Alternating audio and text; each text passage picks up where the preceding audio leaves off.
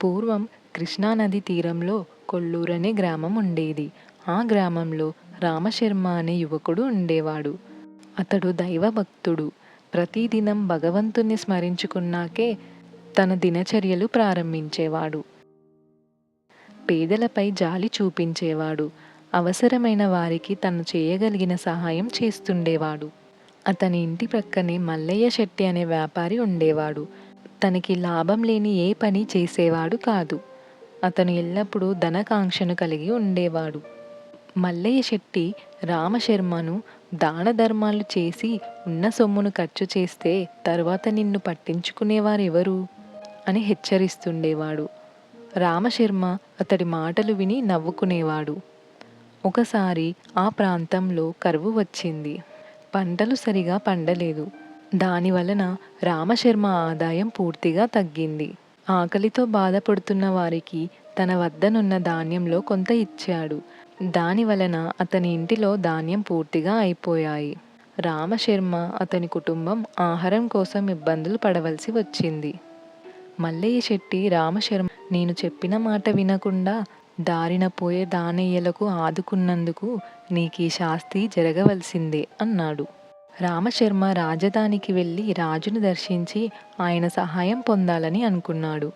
అయితే రాజధాని వెళ్ళడానికి దారి మధ్యలో అడవి ఉంటుంది. ఆ అడవిలో భయంకరమైన సింహం ఉంటుందని తన భార్య హెచ్చరిస్తుంది.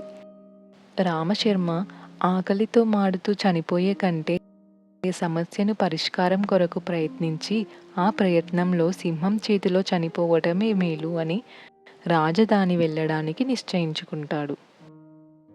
రామశర్మ భార్య కొద్దిగా అటుకులు మూట కట్టి ఇస్తుంది. ఆ మూట వెంటబెట్టుకొని రాజధానికి బయలుదేరతాడు. రామశర్మ అడవిలోకి ప్రవేశించి కొంత దూరం నడిచాడు. అతనికి ఆకలి వేసింది. అటుకులు తిందామని మూట విప్పబోయాడు. అంతలో అక్కడకు ఒక ముసలి వ్యక్తి వచ్చి ఆకలి ఆకలి అంటాడు. రామశర్మ ముసలి వ్యక్తిని కూర్చోబెట్టి అతని ఎదురుగా అటుకుల మూట విప్పి ఆ వ్యక్తిని తినమంటాడు. అతడు ఆ అటుకులను మొత్తం తిని రామశర్మను ఆశీర్వదించి వెళ్ళిపోయాడు. రామశర్మ ఒక ముసలి వ్యక్తి ఆకలి తీర్చానని సంతోషించాడు, కానీ అతని ఆకలి మాత్రం తీరలేదు. అడవిలో వెతకగా వెతకగా ఒక నీటి సరస్సు కనిపించింది. అతడు ఆ సరస్సులో దిగి ఆ నీటిని త్రాగి ఆకలి మంటను చల్లార్చుకుంటాడు. అంతలో ఆ సరస్సు వద్దకు ఒక సింహం వస్తుంది. అది మానుష్య భాషలో, ఓరి, సమయానికి వచ్చావు, నాకు బాగా ఆకలి వేస్తున్నది, నేను నిన్ను చంపి నా ఆకలి తీర్చుకుంటాను అంటుంది. రామశర్మ సింహాన్ని చూస్తూనే తనకు చావు ఖాయం అనుకున్నాడు.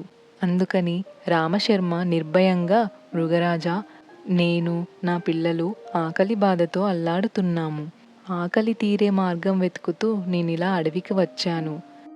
నా వలనే నీ ఆకలి తీరుతుందని అనుకుంటే నన్ను చంపు. నేను ఆనందంగా నీకు ఆహారం కావడానికి ఇష్టపడుతున్నాను.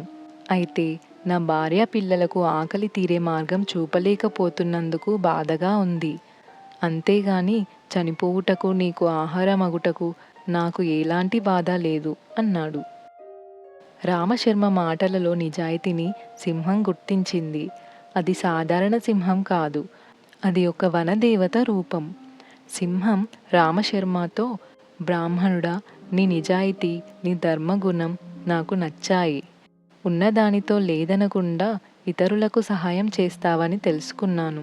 అందుకే నేను నీకొక సహాయం చేస్తున్నాను అని అతనికి ఒక మూటను ఇచ్చింది.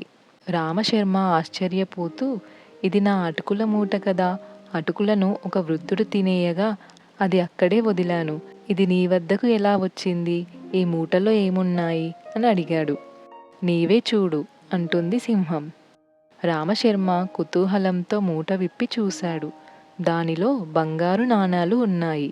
దాదాపుగా 1000కి పైగా బంగారు నాణాలను చూసి సంతోషంతో సింహానికి కృతజ్ఞత చెప్తాడు రామశర్మ. ఇంతలో అక్కడ సింహం మాయం అవుతుంది.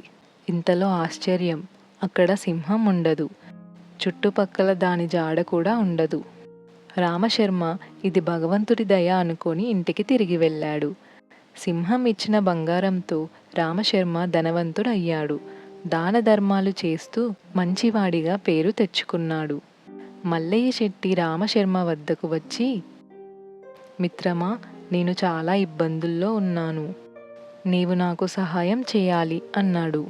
రామశర్మ రామశర్మ శెట్టి గారు, మీకెంత కావాలో చెప్పండి, ఏర్పాటు చేస్తాను అంటాడు. అప్పుడు మల్లయ్య, శర్మ, నీవు ధనాన్ని ఇవ్వొద్దు. నీకు ఇంత సొమ్ము ఎలా వచ్చిందో ఆ రహస్యం చెప్పు అని అడిగాడు. రామశర్మ అడవిలో జరిగిన విషయం పూర్తిగా చెప్తాడు. మల్లయ్య శెట్టి కూడా కొంత ఆహారం వెంటబెట్టుకుని అడవికి వెళ్తాడు. అడవిలో కొంత దూరం వెళ్ళి ఆకలవుతుంటే ఒక చెట్టు కింద కూర్చొని కొంత ఆహారం తిని రామశర్మకు కనిపించిన ఒక ముసలివాని కోసం ఎదురుచూశాడు. అతనికి ఎదురుగా ఒక కుక్క కూర్చొని మల్లయ్య వంక, అతని ఆహారపు వంక చూస్తూ కూర్చుంటుంది. మల్లయ్యకు కుక్కపై జాలి వేయలేదు. దానిని తరిమేశాడు. తర్వాత అతనికి ముసలి మనిషి కనిపించాడు. అప్పుడు అతనికి మిగిలిన మూటను అందించి తాను సరస్సు వద్దకు వెళ్ళాడు. అక్కడ నీటిని త్రాగుతూ సింహం కోసం ఎదురుచూశాడు.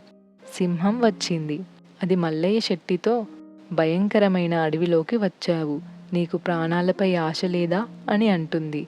మల్లయ్య శెట్టి, సింహమా, నీ వంటి మంచి మృగానికి ఆహారంగా మారుదామనే వచ్చాను. ఈ శరీరం, ప్రాణం ఇతరుల కోసమే. నన్ను ఆహారంగా తీసుకొని నా జన్మ ధన్యం చేయి అంటాడు. సింహం కోపంగా గర్జిస్తూ, ఈ మోసగాడిని తింటాను. నీవు కేవలం దురాశతో ఇక్కడికి వచ్చావు. ఇతరులను ఆదుకోవాలనే ఆలోచన నీకు లేదు. ఆకలితో ఉన్న కుక్కను తరిమావు. వృద్ధునికి మాత్రం ఆహారపు మూటని ఇచ్చావు. రామశర్మ వలనే నీకు కూడా ధనం లభిస్తుందనే కోరికతో వచ్చావు. నిజానికి నిన్ను తినాలి. కానీ దురాశతో అయినా ఒక వ్యక్తికైనా ఆహారం పెట్టావు కాబట్టి నిన్ను చంపకుండా శిక్షిస్తున్నాను అని సింహం తన పంజాతో మల్లయ్యను కొట్టింది. ఆ దెబ్బతో అతని చెయ్యికి గాయం అయ్యాయి. దురాశకు పోయి మల్లయ్య చెయ్యి పనికి రాకుండా పోయింది.